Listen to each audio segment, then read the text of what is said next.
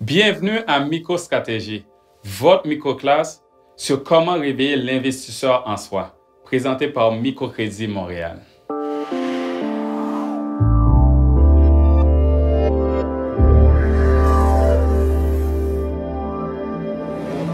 Mon nom est Ruben Antoine, gestionnaire de portefeuille. Professionnellement, j'aide des entrepreneurs et des professionnels à réaliser leurs rêves financiers. Mais personnellement, ma passion est de contribuer à la réussite financière future des gens de ma communauté. Comme vous le savez, le futur est incertain. L'avenir vient avec des temps de crise, comme ce que l'on vit en ce moment avec la COVID. Ayant grandi en Haïti, j'étais aux premières loges de plusieurs crises politiques et économiques. J'ai donc compris très tôt qu'il fallait réveiller l'investisseur en moi afin d'être mieux outillé, de faire fructifier mes acquis pour pouvoir mieux naviguer ces crises et atteindre une certaine stabilité. J'aimerais donc humblement vous partager ces principes qui m'ont tant servi dans ma vie. J'espère que cela va vous inspirer à réveiller l'investisseur en vous dans votre périple vers la liberté économique afin que l'on bâtisse ensemble un futur plus prospère. Une question que l'on me pose souvent, c'est quel investissement rapporte le plus? L'éducation. Votre éducation sera votre investissement le plus payant. Quand je reviens en arrière dans ma vie, je réalise que le plus grand investissement de mes parents n'était pas des placements financiers, mais plutôt l'éducation de leurs enfants. En Haïti, plusieurs n'ont pas la chance d'avoir une éducation de base. Une grande partie de la population ne sait ni lire ni écrire. Donc pour mes parents, l'éducation était donc l'héritage le plus cher qu'ils pouvaient nous léguer. J'ai vu mes parents travailler 2 à 3 boulots en même temps juste pour payer mes études universitaires. Les sacrifices de mes parents m'ont fait comprendre à quel point c'est un privilège d'avoir une éducation et qu'il faut toujours continuer à apprendre et évoluer dans son domaine. C'est grâce à ces valeurs et cette éducation que j'ai maintenant une carrière florissante et une stabilité financière. Ce que vous savez va apporter beaucoup plus que ce que vous avez. Donc, commencez par investir en votre éducation. Où commencer à investir si l'on a peu d'épargne? Les frais de scolarité ne sont pas accessibles à tous. Mais bonne nouvelle, l'éducation, ce n'est pas nécessairement de suivre le chemin traditionnel d'aller à l'université. Avoir une éducation, c'est avoir un portefeuille de connaissances. Il faut diversifier son savoir. Pour moi, l'éducation en finance n'était pas assez pour bénéficier de toutes les opportunités de la vie. Donc, par la lecture, j'ai dû développer mes connaissances dans d'autres domaines, comme l'histoire, la communication et comme la psychologie, par exemple. Ceci m'a donné une perspective plus large et a engendré des collaborations fructueuses dans mon parcours personnel et professionnel. Réveiller l'investisseur en soi, c'est aussi de trouver d'autres avenues pour élargir ses compétences quand l'éducation traditionnelle ne nous est pas accessible. Comment vous pouvez le faire? En lisant des livres, par exemple, en écoutant des podcasts, des documentaires pour enrichir votre portefeuille de connaissances. Il y a aussi en ligne plusieurs plateformes où vous pouvez aller acquérir des compétences additionnelles. Personne ne peut prendre ce que vous avez ici. Si vous perdez votre travail ou votre entreprise, vous gardez quand même votre bagage de connaissances. Il va continuer à vous rapporter à vie, tant personnellement que financièrement. Est-ce qu'il faut prendre des risques pour avancer? Comme dans les placements, c'est en prenant des risques qu'on a du rendement.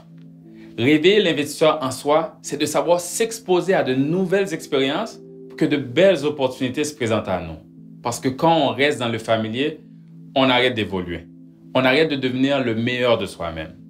Je me souviens encore le moment qui a réellement déclenché ma carrière. C'est quand j'ai pris un risque pour sauter dans l'inconnu. J'ai tout quitté pour accepter une opportunité dans une petite île des Antilles et dans une langue que je parlais à peine. Je me souviens, ce fut difficile au début. Mais cette expérience a élargi mon esprit et m'a ensuite ouvert des portes jusqu'en Europe. Je vous encourage donc à sortir de votre zone de confort. Déstabilisez-vous de temps en temps avec de nouvelles expériences. En voici quelques exemples. Si vous avez de la difficulté à parler en public, faites des présentations orales pour développer vos aptitudes d'orateur. Si vous n'êtes pas heureux dans votre travail actuel, n'hésitez pas à essayer quelque chose de nouveau ou lancez-vous en affaires. Un autre exemple simple, c'est de voyager, de voir d'autres cultures, de vivre de nouvelles expériences pour vous donner d'autres perspectives et développer votre créativité. En tant qu'humain, nous sommes la somme de nos expériences. Ce que vous faites va devenir qui vous êtes. Donc, investissez dans vos expériences en prenant des risques et en sautant sur de nouvelles opportunités. Et maintenant que vous avez investi en vos connaissances et vos expériences, comment faire fructifier ce formidable portefeuille humain que vous avez bâti, qui est vous?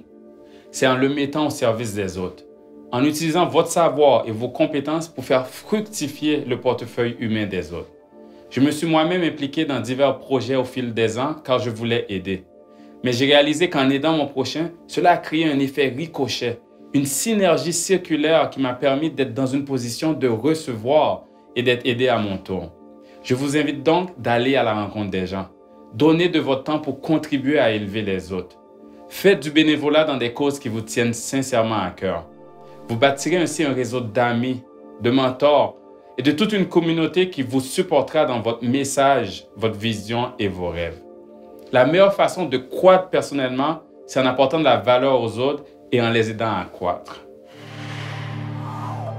Votre réseau sera un de vos plus grands actifs, votre capital relationnel. Et comme tout bon actif, il faut le maintenir et le faire croître. Comment développer ce capital relationnel?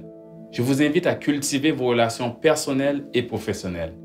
Restez en contact avec vos camarades de classe, vos anciens collègues. Développez votre réseau professionnel. Il y a un dicton qui dit « Votre réseau professionnel est votre richesse personnelle ». Si vous êtes un entrepreneur, imaginez l'impact sur votre entreprise si vous allez réseauter dans les événements où vont vos clients potentiels. Si vous êtes un professionnel, imaginez l'opportunité qui pourrait s'offrir à vous si vous vous faites connaître dans votre domaine. Plus il y a des personnes qui vous connaissent, vous, votre générosité, votre intégrité, votre éthique de travail, vos compétences, plus d'opportunités personnelles et financières viendront vers vous. Donc, investissez du temps à bâtir et à maintenir vos relations. Maintenant, comment ce chemin personnel va se traduire en capital financier? Réveiller l'investisseur en soi, c'est d'investir en vous, c'est d'essayer de nouvelles expériences, c'est d'aider les autres et de maintenir de bonnes relations. Tout cela va vous rapporter une croissance personnelle et de rencontres incroyables qui vont se traduire en des opportunités de carrière, financière ou entrepreneuriale. En d'autres mots, cela va créer un effet boule de neige d'opportunités rémunératrices qui va vous permettre de non seulement créer, mais d'augmenter votre capital financier à des niveaux que vous pourriez l'imaginer. Et lorsque ces opportunités rémunératrices viennent vers vous, prenez le temps d'identifier ce qui vous donne la vraie joie, le vrai sens à votre vie, car ceci va vous motiver à bâtir un coussin financier pour atteindre une tranquillité d'esprit à court terme afin de pouvoir continuer à vivre cette vraie joie-là à long terme. Ce sont ces principes qui ont défini mon parcours de vie en tant que personne et en tant que professionnel. Je vous invite donc à réveiller l'investisseur en vous et à trouver votre propre parcours de vie. Prenez ce que je vous ai partagé pour créer votre propre voie qui vous amènera à la stabilité financière et le bonheur à long terme.